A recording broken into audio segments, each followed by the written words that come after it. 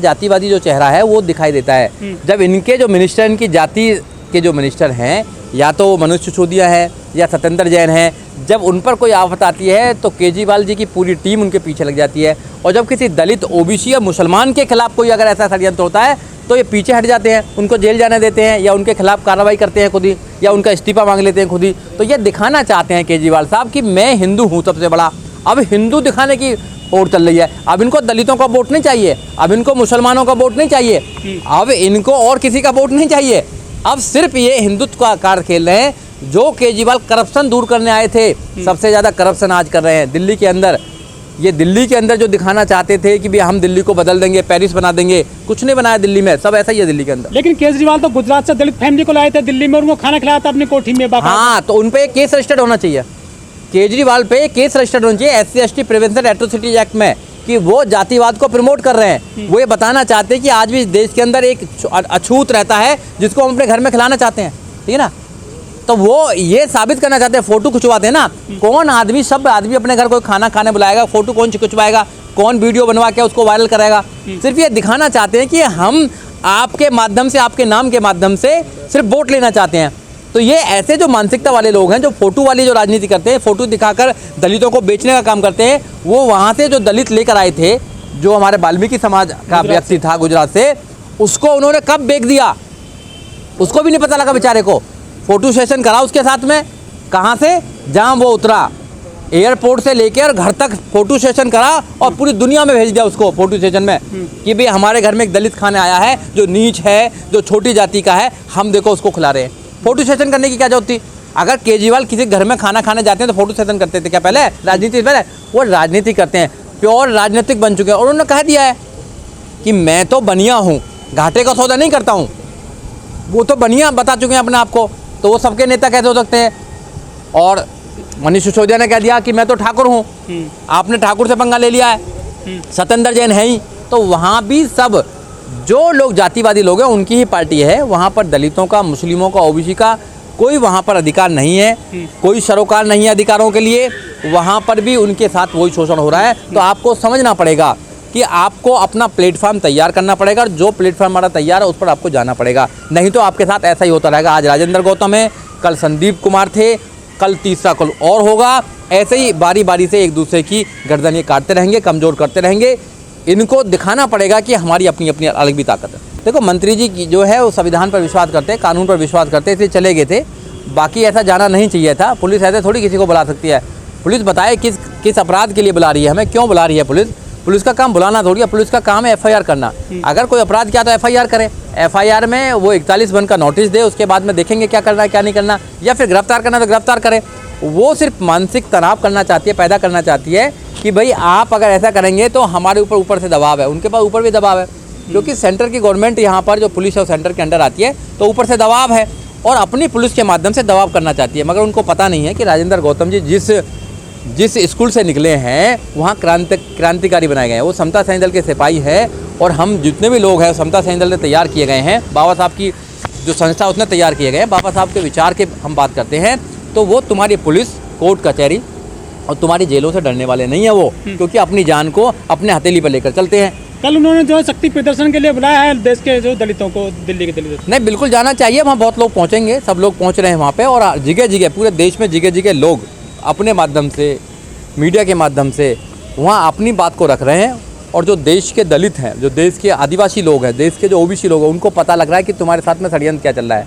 तो अब लोगों की आँख खुल चुकी हैं, और ये अच्छा हुआ, जो होता अच्छा होता है। कम से कम लोगों को पता लग गया। जिस केजरीवाल को बोलते थे कि देश का प्रधानमंत्री बनेगा, देश का प्रधानमंत्री बनाना चाहते थे, भैया तुमने 2 राज्यों में पूर्ण बहुमत की सरकार दे दी, अब देख लो क्या हो रहा है। अगर तुमने बना दिया, इनको प्रधानमंत्री बना दिया, तो ये क्या करेंगे? ये भी देश को हिंदुस्तानी बनाने का काम करेंगे, ठीक है। ये भी कम नहीं है, छोटा रिचार्ज है, वो बड़ा रिचार्ज है। दोनों ही एक ही थाली के चट्टे बट्टे हैं, दोनों एक थैली के चट्टे बट्टे हैं, अलग नहीं है कोई भी। इनका मकसद एक ही है, इस देश से रिजर्वेशन ख़त्म करना। इनका मकसद एक ही है, देश से संविधान को ख़त्म करना, देश में समता, मैत्रिक, भाईचारे का जो एक माहौल बनाना चाहते हैं उसको ख़त्म करना, देश में फिर गैर बराबरी की एक जो स्थापना करना, और फिर दोबारा जातिवाद को उत्पन्न करना। इनका काम है, क्योंकि जाति पर विश्वास करते हैं, धर्म पर विश्वास करते हैं। और जो इंसान धर्म पर, जाति पर विश्वास करता है, जो संविधान पर विश्वास नहीं करता है, उससे कोई उम्मीद नहीं की जा सकती कि वो देश को अच्छा बना पाएगा।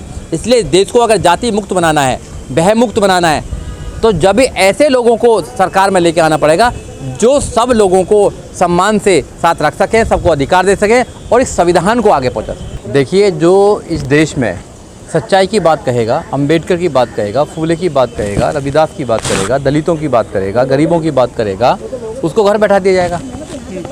तो यहाँ पर क्या है कि अगर बीजेपी में कोई हमारा विधायक है, एमपी है, एमएलए है या कोई मिनिस्टर है, अगर उनकी विचारधारा की बात नहीं करेगा, उनकी विचारधारा हिंदुत्व है, वैसे ही यहाँ पर आम आदमी पार्टी है, उसकी भी विचारधारा हिंदुत्व है। अगर हिंदुत्व की कोई बात नहीं करेगा तो उसको घर बैठा दिया जाएगा, क्योंकि अपने धर्म की बात ना करें, अपने लोगों की बात ना करें, अपने अधिकारों की बात ना करें। बात करनी है तो सिर्फ यहाँ पर हिंदुत्व की बात करें, देवी देवताओं की बात करें, यहाँ पर अंधविश्वास की बात करें। अगर जो अंधविश्वास से बाहर निकालना चाहता है और जो सच्चाई को बताना चाहता है, जो बाबा साहब डॉक्टर अम्बेडकर को बताना चाहता है, जो एजुकेशन की बात करना चाहता है, जो रोज़गार की बात करना चाहता है, उससे तो नफरत है इन लोगों को। तो उनको घर बैठाया गया है, जानबूझकर घर बैठाया गया है, क्योंकि वो रोज़गार की बात करते हैं, वो एजुकेशन की बात करते हैं, वो ज्ञान की बात करते हैं, संविधान की बात करते हैं। तो ये जो लोग हैं ये डरते हैं बाबा साहब डॉक्टर अम्बेडकर से। इनके जो बुजुर्ग हैं, जो इनके पूर्वज थे, वो भी बाबा साहब डॉक्टर अम्बेडकर से डरते थे। और इनके जो आज के जो लोग हैं वो आज भी बाबा साहब डॉक्टर अम्बेडकर के वंशज के लोगों से डरते हैं वो। लेकिन जो केजरीवाल है वो तो जय भीम योजना चला रहे थे, बाबा साहब की बात करते हैं वो तो खुद। देखिए, जय भीम बोलना, बाबा साहब डॉक्टर अम्बेडकर को मानना और जानने में अंतर है। बाबा साहब डॉक्टर अम्बेडकर की बात जो करते हैं वो बाबा साहब डॉक्टर अम्बेडकर के रास्ते पर नहीं चलते हैं, ये समझना पड़ेगा। बात तो मोदी जी भी करते हैं, बात तो बीजेपी भी करती है, और बात तो ये भी करते हैं केजरीवाल जी। ये सिर्फ बात करते हैं, केवल ये बाबा साहब डॉक्टर अम्बेडकर की बात करते हैं, उनकी मूर्ति पर माला चढ़ाने की बात करते हैं, केवल ये माला चढ़ाते हैं। ये बाबा साहब डॉक्टर अम्बेडकर के विचारों पर बात नहीं करते हैं, क्योंकि बाबा साहब डॉक्टर अम्बेडकर के विचारों पर चलना इतना आसान नहीं है। बाबा साहब डॉक्टर अम्बेडकर इस देश को समता, मैत्रिक, भाईचारे का देश बनाना चाहते थे। ये धर्म के नाम पर राजनीति करना चाहते हैं, तो कैसे फिर बाबा साहब डॉक्टर अम्बेडकर की बात करेंगे? बाबा साहब डॉक्टर अम्बेडकर इनके लिए राजनीतिक हथियार है कि बाबा साहब डॉक्टर अम्बेडकर को दिखाओ और दलितों से उनकी वोट ले लो। दिल्ली में भी लिया उन्होंने, पंजाब में लिया, अब वहाँ पर गुजरात में लेना चाहते हैं। तो ये समझते हैं कि जो दलित लोग हैं, जो SC ST लोग हैं, जो OBC है, माइनॉरिटीज़ हैं, जो बहुजन समाज है इस देश का, वो बाबा साहब डॉक्टर अम्बेडकर के विचारों पर चलता है। तो उसको बाबा साहब की बात करेंगे तो वो हमें वोट दे देगा। तो इनकी गलत फहमी है। जैसे अभी केजरीवाल जी के मिनिस्टर हैं राजेंद्र गौतम जी ने बाबा साहब की बात करी, 22 प्रतिज्ञाओं की बात करी। तो 22 प्रतिज्ञाओं की बात करने के बाद उनको लगा कि यार ये तो बाबा साहब की बात कर रहे हैं, बाबा साहब के विचार की बात कर रहे हैं, संविधान की बात कर रहे हैं, तो इनको हटाया जाए। तो इसलिए हटा दिया गया। और आप चुनाव में पता लगेगा इनको, लोगों को भी पता लग गया है कि ये इनकी करनी और कथनी में अंतर है। 11 विधायक हैं, वो भी SC हैं दिल्ली में। वो क्या वो राजेंद्र पाल के साथ में खड़े होंगे? अब देखो, 11 विधायक है, वो अब सोच रहे हैं कि भाई हमारा नंबर आएगा मिनिस्टर बनने के लिए, तो उनके साथ भी ऐसे होगा। बारी बारी के सबके साथ ऐसे होगा। आज उनके साथ है, कल किसी के साथ है। पहले संदीप वाल्मीकि के साथ हुआ था, फिर राजेंद्र गौतम के साथ हुआ है, अब किसी तीसरे के साथ होगा। ये होगा, मगर लालच है आदमी को ना, लालच आदमी को कुछ भी करा देता है। तो जो 131 मेंबर ऑफ पार्लियामेंट जाते हैं, उनको अधिकार किसने दिए? बाबा साहब डॉक्टर अम्बेडकर ने अधिकार दिए। बाबा साहब डॉक्टर अम्बेडकर अगर रिजर्वेशन नहीं करते, पॉलिटिकल रिजर्वेशन नहीं होता, तो क्या वो कभी प्रधानमंत्री बन पाते? नहीं बन पाते। अगर वो MLA MP बने हैं, 131 मेंबर ऑफ पार्लियामेंट जाते हैं, 1061 अगर विधायक जाते हैं, तो बिकॉज ऑफ द बाबा साहब डॉक्टर अम्बेडकर सेक्रीफाइस। क्योंकि बाबा साहब डॉक्टर अम्बेडकर अगर संविधान के अंदर ऐसी पॉलिसी नहीं लाते, अगर रिजर्वेशन नहीं लाते, क्या चले जाते? पर वो बाबा साहब डॉक्टर अम्बेडकर के विचारों को भूल जाते हैं, बाबा साहब डॉक्टर अम्बेडकर की जो एजुकेशन है उसको भूल जाते हैं। वो अपनी पार्टी के लिए काम करते हैं। तो जब कोई आदमी पार्टी के लिए काम करता है तो पार्टी की विचारधारा के लिए काम करता है। उनकी विचारधारा क्या है इस देश के अंदर? इस देश के अंदर है जो स्टेटस को बना हुआ है, जातिवाद जो बना हुआ है, छुआछूत बना हुआ, उसको कायम रखना। इस देश में माननीय काशीराम साहब ने कहा ना कि हम इस देश में सामाजिक परिवर्तन, आर्थिक मुक्ति करने आए हैं। तो सामाजिक परिवर्तन क्या है? सामाजिक परिवर्तन ये है कि सब लोग बराबर हैं, संविधान के सामने, कानून के सामने सब लोग बराबर हैं। कुछ लोग कह रहे हैं कि आम आदमी पार्टी और बीजेपी के बीच में जो है दलित पिछड़े हैं। बिल्कुल पिछड़े हैं। इन दोनों का एजेंडा एक ही है। एजेंडा एक है, हिंदुत्व को आगे बढ़ाना, संविधान को ख़त्म करना। जो संविधान के माध्यम से यहाँ पर सब लोगों को अधिकार मिले हैं। आज कोई भी व्यक्ति IAS, PCS, doctor, engineer, professor, जज, वकील, यहाँ तक कि देश का प्रधानमंत्री बन सकता है। तो सिर्फ एक किताब है इस देश के अंदर, वो है संविधान, जो गारंटी देता है। और किताबों में क्या लिखा हुआ है कि आप चपरासी तक नहीं बनेंगे। और किताबों में क्या लिखा हुआ है कि आप पढ़ाई नहीं कर सकते हैं, आपको अछूत माना गया है। तो उस संविधान को ख़त्म करना चाहते हैं जो संविधान सबको अधिकार देती है, यहाँ तक कि देश की 50% महिलाओं को अधिकार देती है।